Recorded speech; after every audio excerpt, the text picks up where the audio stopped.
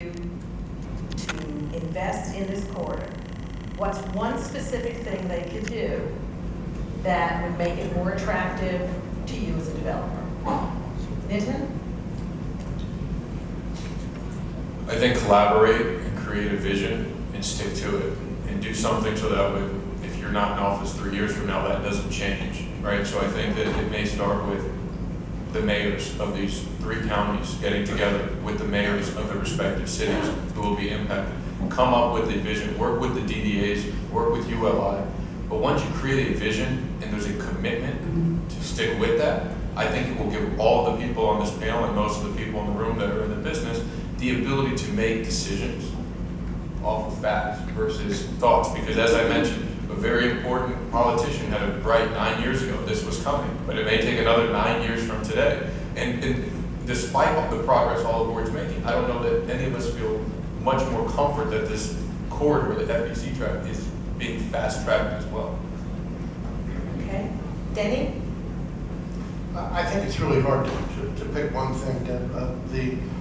The corridor is inherently attractive to the development community. And the issue really will be, a poor pun, but speed. The comment was made earlier by one of the early presenters that the Allport, Florida had to make that trip in 3 hours to be competitive. I think for the FEC to be competitive in terms of the corridor the developers are going to invest in, this effort needs to go. It needs to happen quickly, because again, the way that we get tenants and the way that we build our economic models is all about speed. It's not just certainty. When I was talking about, I gave you the smart answer of time as my response. That is just so mission critical to the investment decisions. Fabio talked about going to his board. If I can't go to my board, say I can get this done in the next 8 months, I've got no business taking up their time. You go. Well, I just want to take it a step further what I didn't say about the vision. Yeah, definitely work on the vision. I think the vision is extremely important. But I was taking it a step further about actually trying to implement some of the steps that are required to make that vision possible. And that I always go back to the entitlements.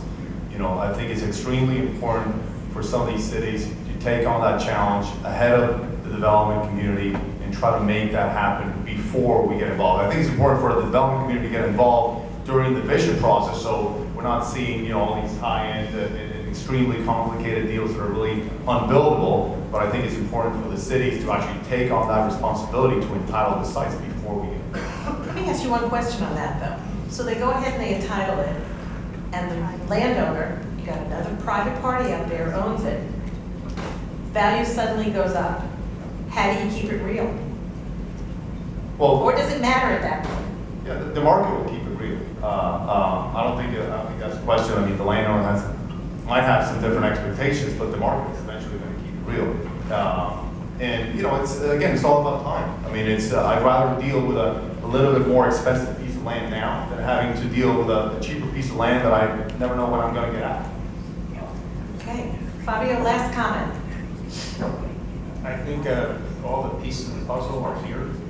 I think you need to, there's a lot of layers, and I think the quicker that the public sector can, let's say, try to combine all those layers into one single entity, the quicker this is going to get moving and actually being a reality.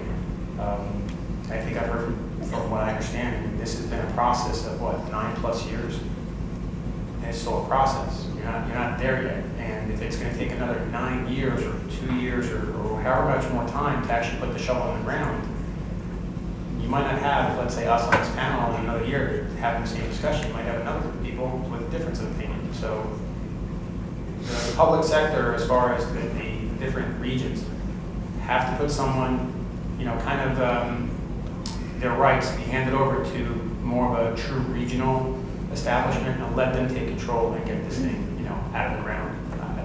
I think that's going to make it go quicker than going through these commissions and these groups and these market studies and continuing process.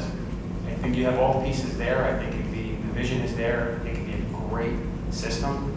It's time to get it out of ground. And with that, I'd like to thank our panel for their insights. And